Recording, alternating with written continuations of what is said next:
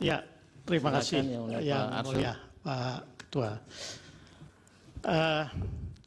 Supaya clear, saya ingin bertanya ini kepada ahli bertanya. Tadi kan ditampilkan hasil riset dari indikator politik. Ya. Kemudian diulas dan juga ada dalam tampilan faktor-faktor yang menyebabkan pemilih itu memilih karena tegas dan segala macam. Saya mohon diinfokan, apakah hasil riset itu pilihan jawabannya adalah pilihan jawaban yang tertutup atau terbuka? Tertutup itu artinya pollster sudah mencantumkan di situ. Nah, kalau itu tertutup, ada tidak di situ pilihan karena menerima bansos akan pilih. Sebab kalau itu tidak ada, ya nggak fair juga kemudian untuk menyimpulkan bahwa memilih bukan karena bansos, kecuali kalau itu ada, gitu loh. Nah, saya mohon penjelasan itu dulu. Baik, terima kasih. Selanjutnya Yang Mulia Prof. Saldi. Terima kasih Yang Mulia Pak Daniel. Ini Pak Kodari dan Pak Refli ini teman saya dulu dua-duanya.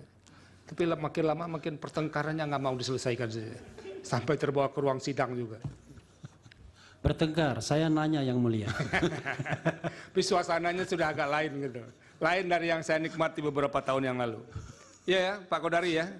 Padahal dulu kemana-mana itu orang nih jalan-jalan gitu. Saya masih ingat makan mie ayam Gajah Mada di sini. Iya, itu makanya. Saya ingin saudara ahli buka lagi tadi hasil survei bulan Oktober atau September tadi yang indikator politik itu yang ditampilkan. Oh, Februari kalau indikator. Atau soal apa? Ada indikator, ada beberapa data Yang Mulia. Tadi yang bulan Oktober itu yang tentang apa itu? Yang masih surveinya Prabowo 38. Oh, itu surveinya Indobarometer justru. Indobarometer Iya, ya? iya. Ada di sini ya? Ada. Ini. Ini kan ketika itu kan masih pada 35%, 26, 18. Ya. Lalu tadi ada argumentasi alasnya ahli. Iya, iya. Nah, ketika ini belum ada bansos gitu. Dan belum ada faktor Gibran kalau nggak salah ketika itu. Saya tidak mengatakan bahwa tidak ada faktor bansos. Tadi disebutkan ketika ini belum ada bansos tadi disebutkan. enggak. Itu. Nanti bisa dicek dari salahnya. Iya, iya. Tapi terlepas dari itu, bisa nggak? Berterima kasih kepada pelanggan pada kesempatan tahun baru, Official Gold menawarkan 99 kotak susu gratis ke Dari itu, bisa nggak saudara ahli memberikan kepada kita gambaran? Ini kan ada dua hal tadi yang dijelaskan, bansos dan satu lagi itu, Perilaku ini pemilih. baru juga disebut ya soal money politics. Iya. Jadi kalau bansos penerima merasa ini kan uang negara ini. Lalu kalau money politics ada rasa keterikatan sekalipun yang menerima juga tidak wajib banget memilih. Nah itu kan kata saudara ahli tadi. Saya masih ingat apa yang disebut oleh Burhanuddin Mutadi ya, bahwa money politics itu sebetulnya mempengaruhi orang sekitar sekian 20 berapa persen lah, kemungkinan kecil ya, nggak sampai angka yang signifikan kalau dipinjam yang pendapat ahli yang pertama. Ada enggak hasil survei terbaru saudara ahli dari dari indikator politik ya? Indobarometer. Indobarometer. Ini Indobarometer. Kira-kira survei yang minta penjelasan kira-kira kalau ada serangan pajar itu seberapa besar sih pengaruhnya terhadap keterpilihan? Ada nggak survei itu dilakukan? Sebab ini kan para lembaga survei kan mulai terdorong juga ke satu titik isu bansos ya, karena isu itu memang besar. Lalu itu yang kemudian muncul. Padahal kalau belajar dari yang saudara kemukakan tadi, ada juga money politik atau politik uang atau serangan fajar dan segala macamnya. Ada survei enggak dari lembaga saudara yang berkait dengan ini, Pak Kodari? Baik. Itu satu. Yang kedua, ada survei juga enggak yang bisa membantu kita? Itu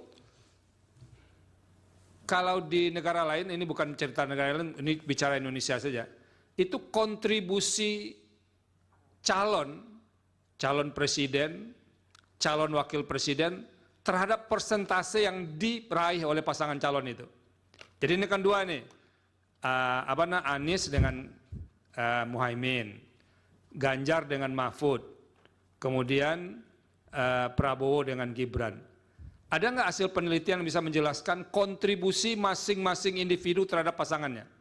Misalnya angka 58% Prabowo itu berapa persen sih kontribusi Prabowo terhadap angka 58, kemudian kontribusi Gibran terhadap angka 58 itu. Begitu juga dengan yang lain-lain. Ada enggak hasil penelitian? Supaya kami ada bekal juga nih Pak Kodari. Jangan lalu berasumsi soal bansos juga. Ternyata ada faktor lain yang juga berkontribusi terhadap keterpilihan. Itu saja, terima kasih. Masih ada yang lain? Baik, tidak ada. Ada 7 penanya Pak Kodari. Kalau bisa menggunakan waktu seefektif mungkin, kalau perlu jam 9 sudah selesai. Baik, terima kasih Pak Daniel. Mudah-mudahan bisa ini. Silakan. Soalnya berat-berat ini pertanyaannya, apalagi dari sahabat saya Refli Harun.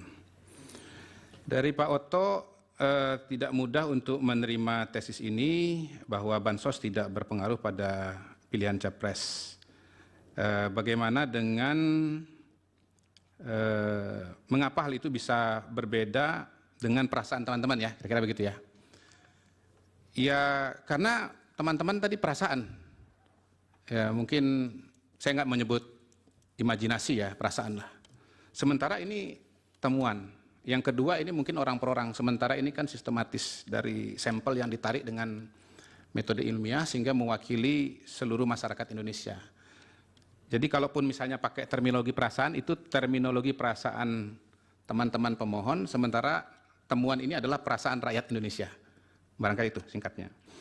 Kemudian yang kedua, bisakah jelaskan soal Sumbar dan Aceh, apa faktornya? Untuk objektifnya harus diadakan riset tersendiri di masing-masing provinsi itu. Karena sekali lagi yang kita punyai pada hari ini dan saya kutip pada hari ini adalah data riset nasional. Itu gabungan dari responden di Sumatera Barat, di Aceh, Jawa Tengah, Jawa Timur, Papua, dan seterusnya. Jadi ini gabungan faktor nasional.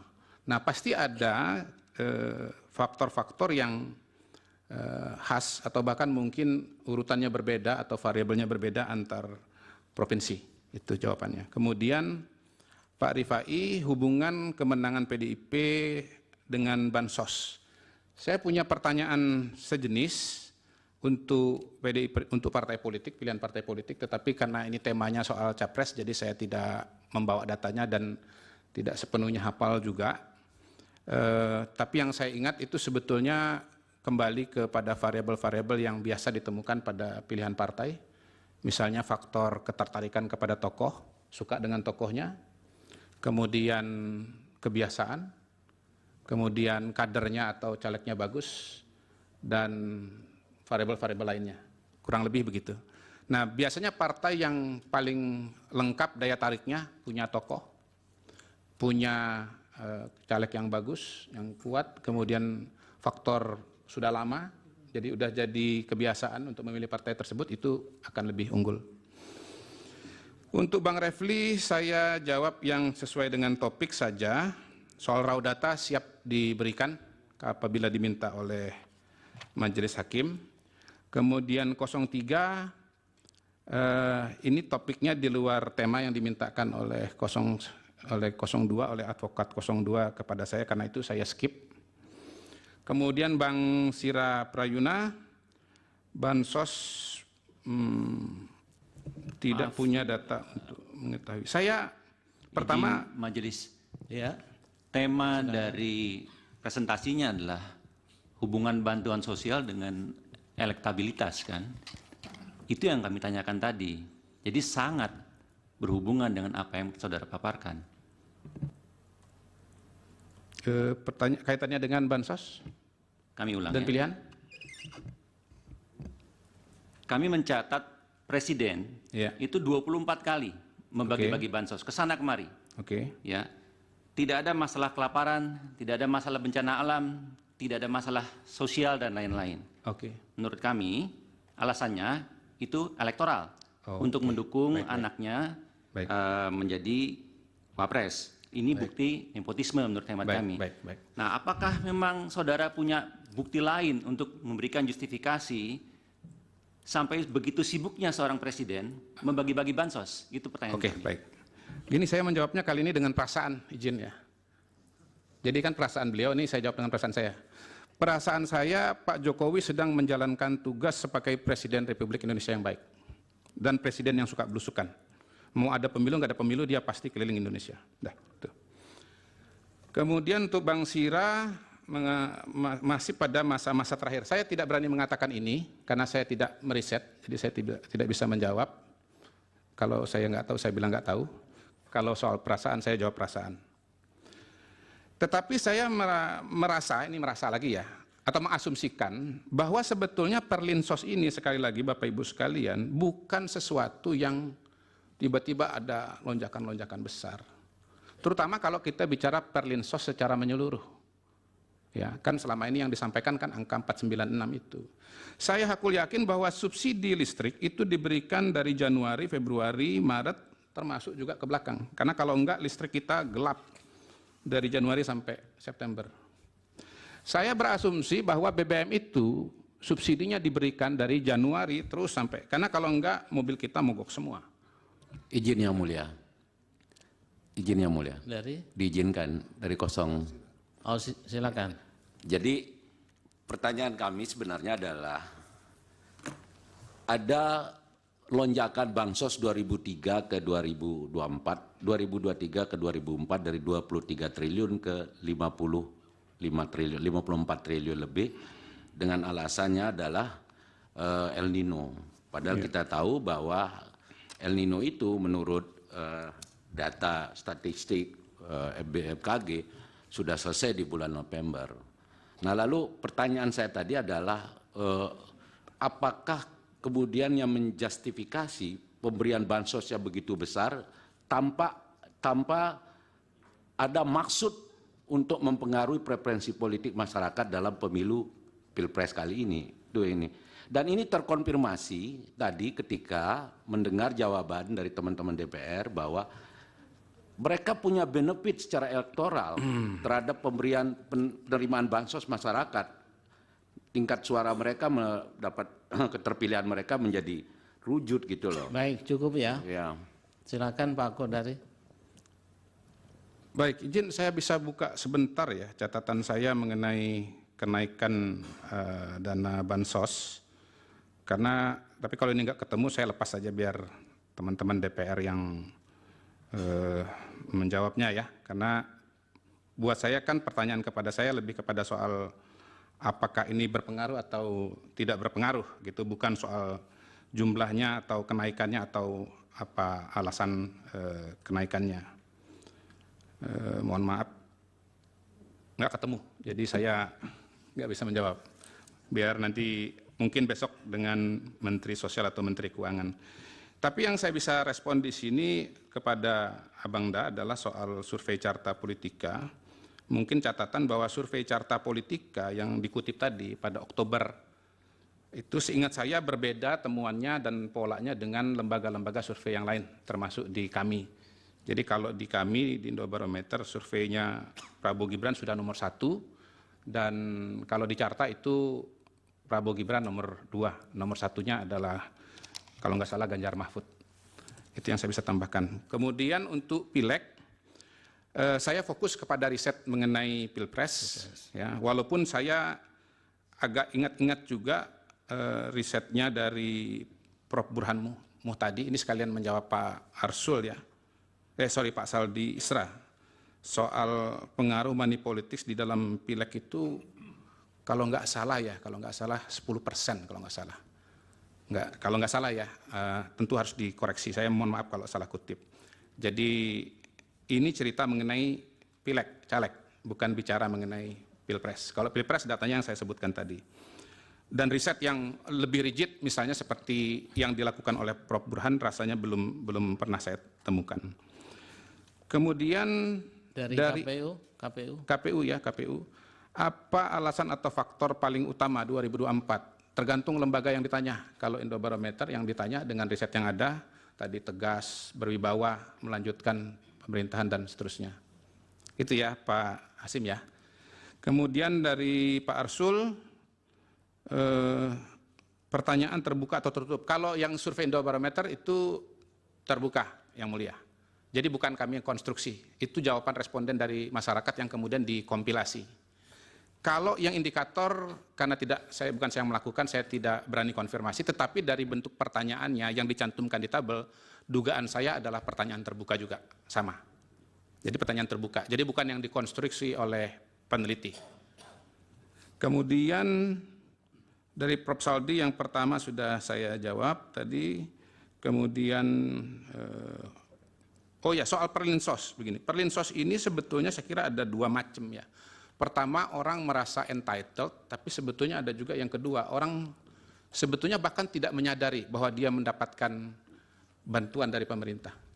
Saya kira kalau kita bicara BBM, listrik, mungkin sedikit yang menyadari bahwa mereka tuh sebetulnya dibantu oleh pemerintah. Tetapi kalau yang dapat beasiswa pendidikan, kemudian jaminan kesehatan itu mungkin mereka merasa. Walaupun seperti teman saya tadi, dia justru pembenci Jokowi dan tidak memilih 02. Ya. Soal kontribusi mengenai wakil presiden, ini kalau di risetnya Kompas itu dinyatakan ada. Ya. Jadi dia mengatakan bansos tidak ada, tetapi peran wakil ada.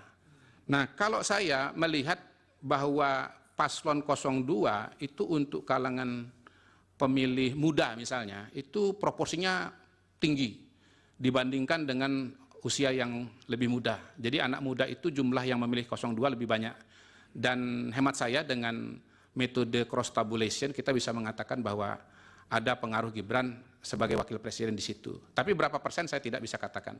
Dan saya tidak bisa mengatakan atau menjawab berapa kontribusi Pak Mahfud kepada Ganjar, berapa kontribusi Muhaimin kepada Anies Baswedan. Demikian yang mulia. Terima kasih. Baik, Yang mulia, ada pertanyaan yang belum dijawab tadi, yaitu berapa kali Anda melakukan survei yang terkait dengan Pilpres, karena kan dia mengutip Indobarometer lembaganya. Lalu sumber pendanaan itu penting, karena disitulah sumber integritas pollster atau surveyor menurut saya. Baik, saya kira tidak mesti harus dijawab itu.